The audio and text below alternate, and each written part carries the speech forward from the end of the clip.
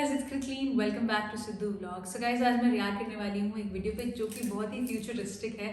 इसका टाइटल है how the future of Indian Pakistan will look like in certain years in the future. And अगर मैं thumbnail देखती हूँ तो काफ़ी फ्यूचरिस्टिक लग रहा है। सो गाइस, वीडियो स्टार्ट करने से पहले ये दो हमारे इंस्टाग्राम हैंडल्स, अगर आप हमें फॉलो नहीं कर रहे हैं तो जल्दी से फॉलो कर लीजिए। Do check out the original link and the original channel. Let's get into the video without wasting any time.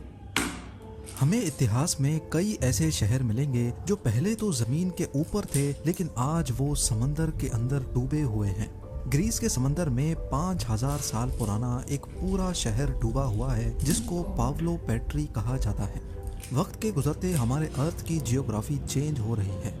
Global warming की वजह से ओशंस का पानी बढ़ रहा है और इस बात में कोई शक नहीं है कि आने वाले सालों में दुनिया के कई छोटे बड़े शहर पूरे के पूरे पानी के अंदर होंगे।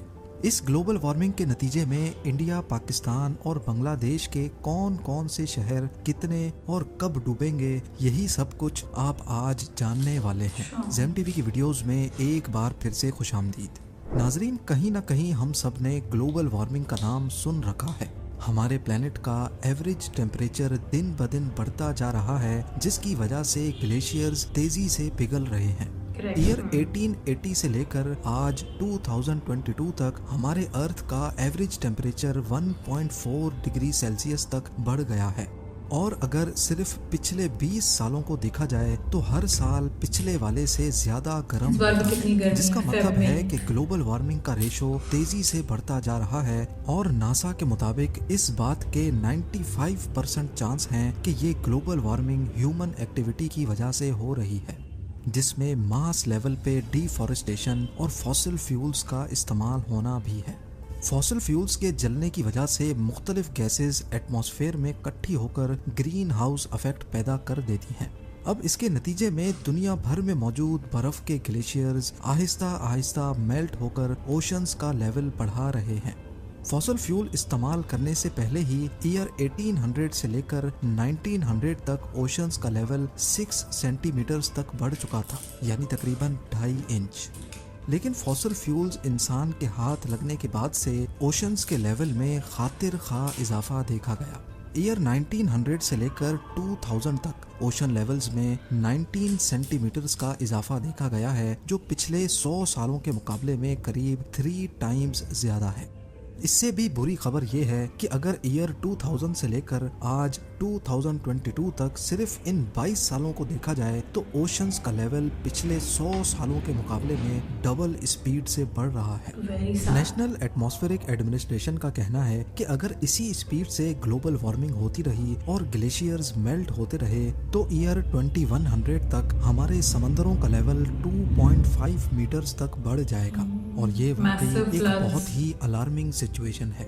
यानी ईयर 2100 तक वो कोस्टल सिटीज जो बिल्कुल समंदर के साथ लगी हुई हैं और जिनकी एलिवेशन भी सिर्फ 2.5 मीटर या उससे भी कम है, वो आधी से भी ज्यादा समंदर के अंदर होंगे। जैसा कि थाईलैंड का कैपिटल बैंकॉक, यहाँ की एवरेज ऊंचाई गल्फ ऑफ थाईलैंड से सिर्फ 1.5 मीटर ऊंची है। लिहाजा ईयर 2100 में बैंकॉक कुछ इस तरह दिखेगा। बांग्लादेश के कैपिटल ढाका में बुरी गंगा रिवर के किनारे अच्छी खासी आबादी पानी के अंदर होगी। अजरबैजान की बात की जाए तो बाकू का ज्यादातर कोस्टल एरिया पानी की नजर हो चुका होगा। सिंगापुर के आउटस्कर्ट्स में बने कई प्रोजेक्ट्स डूब जाएंगे, जिसमें सिंगापुर पोर्ट भी शामिल है। इसके अलावा नेदरलैंड्स के एम्स्टरडैम और रॉटरडैम समेत करीब आधे से ज्यादा मुल्क ही कमर जितने पानी के नीचे होगा। और मालदीव्स में मौजूद सारे आइलैंड्स और उनमें मौजूद रिजॉर्ट्स का तो नामो निशान भी नहीं रहेगा। यानी ईयर 2100 तक करीब 1.5 अरब लोगों को इन मकामात से हटकर कहीं और शिफ्ट होना पड़ेगा। अब ये तो हमने बात की सिर्फ उस सिचुएशन की जब 80 सालों के बाद समंदरों का लेवल 2.5 मीटर बढ़ेगा।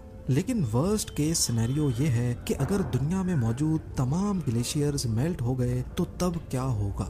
एक एस्टीमेट के मुताबिक अगर मेल्टिंग रेट इसी स्पीड से चलता रहा तो 5000 सालों के बाद पूरा ग्रीनलैंड, आर्कटिक रीजन, आइसलैंड और तमाम ग्लेशियर्स मेल्ट हो जाएंगे अच्छा। और इनकी वजह से हमारे ओशंस का लेवल 70 मीटर तक बढ़ जाएगा।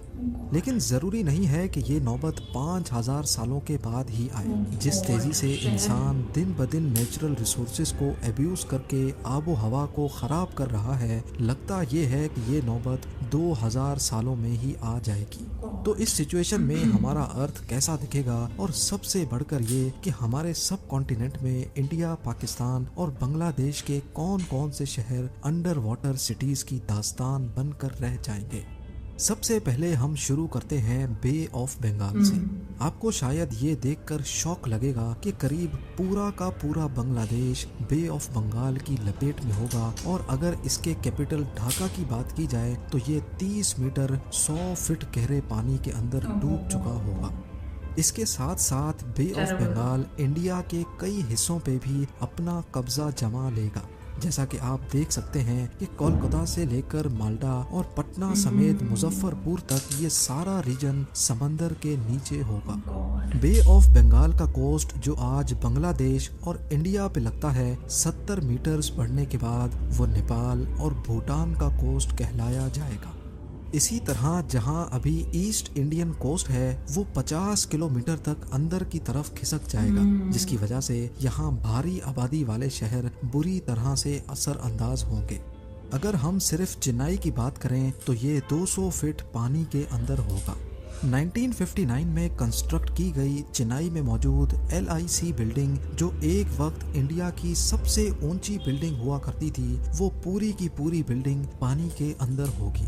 चेन्नई से होते हुए पानी का लेवल तमिलनाडु और आंध्र प्रदेश के बॉर्डर पे जा लगेगा। इंडिया के वेस्टर्न कोस्ट पे नजर दौड़ाई जाए तो 70 मीटर्स बढ़ने के बाद नॉर्थ और साउथ गोवा के तमाम बीच रिजॉर्ट्स मलिया मेट हो जाएंगे। ना ही मुंबई बचेगा और ना ही नवी मुंबई, क्योंकि ये पूरा area all the way Gujarat के बॉर्डर तक 54 मीटर्स यानी 177 फीट गहरे पानी की नजर हो चुका होगा। यानी मुंबई का लोधा ट्रम्प टावर अगर तब तक बच गया होगा तो इसके 15th फ्लोर तक इंडियन ओशन का राज होगा। आगे बढ़कर अगर गुजरात की बात की जाए तो यकीनन आप ये जानकर हैरान रह जाएंगे कि गुजरात एक आइलैंड बन चुका होगा। जैसा कि आप भी देख सकते हैं कि 70 मीटर्स बढ़ने के बाद अरेबियन सी के पानी ने गुजरात को इंडिया से अलग कर दिया है। और अगर तब तक इंसान की नस्ल बची तो अहमदाबाद शायद कोई बीच रिजॉर्ट में कन्वर्ट हो जाएगा, क्योंकि अरेबियन सी का बॉर्डर आगे बढ़कर अहमदाबाद तक जा लगेगा। अब आ जाते हैं पाकिस्तान पर। हैरत अंगेज तौर पे पाकिस्तान की पूरी सिंध प्रोविंस ही अरेबियन सी की लपेट में आ चुकी होगी। कराची से लेकर हैदराबाद, नवाबशाह, सक्खर से होते हुए जैकोबाबाद तक 400 किलोमीटर्स में आने वाली तमाम मेजर सिटीज कई 100 फीट पानी के अंदर गुमनाम शहरों की शक्ल इख्तियार कर लेंगी। आबादी के हिसाब से दुनिया का 7वां बड़ा शहर कराची 190 फीट अरेबियन सी के बॉटम पे होगा। जो आज यहाँ जानी मानी बिल्डिंग्स और स्काई स्क्रैपर्स हैं, वो समंदर के अंदर मौजूद उस वक्त की अंडर वाटर डिस्कवरीज में शायद दिखाई जाएंगी। इसके अलावा पाकिस्तान के सदर्न कोस्ट पे मौजूद आज जो दुनिया का सबसे डीपेस्ट सी पोर्ट ग्वादर के नाम से पहचाना जाता है, वो तब वाकई में डीप ओशन की नज़र होकर सिर्फ एक छोटे आइलैंड से ज़्यादा नहीं बचेगा। उम्मीद है जेम टीवी की ये वीडियो भी आप लोग भरपूर लाइक और शेयर करेंगे। आप लोगों के प्यार बहुत ही सिटीज़ जिनको हम ऐसे देखते हैं, उनका फ्यूचर ऐसे इमेजिन करना कि Karachi will be 150 feet under the water, Mumbai बिल्कुल ख़त्म हो जाएगा एंड अहमदाबाद बिल्कुल इंडिया से अलग हो जाएगा, गुजरात। तो ये बहुत ना टेरेबल चीज़ें हैं to watch and such beautiful cities of Pakistan and India ये बिल्कुल ख़त्म हो जाएंगी। ये सोचना बहुत ही ज़्यादा आई थिंक डिस्टर्बिंग है, हम सबके लिए होगा। And climate change is real. तो ये वीडियो देख के तो मैं और श्योर हो गई हूँ कि आप लोगों ने भी नोटिस किया होगा कि इस बार आई स्टे इन पंजाब, तो यहाँ पे वैसे मार्च ठंडा रहता है, अप्रैल एंड तक गर्मी होती है, लेकिन इस साल क्या हुआ कि फेब में गर्मी शुरू हो गई थी। एंड तो ये सब क्लाइमेट चेंज का ही नतीजा, that's what I feel. And अगर ऐसे ही बढ़ता रहा ये तो प्रॉब्लम तो हमें इस वीडियो में हमने देख ही लिया है कि कैसे होने वाली है। Guys, we have such beautiful cities in India, Pakistan, Bangladesh.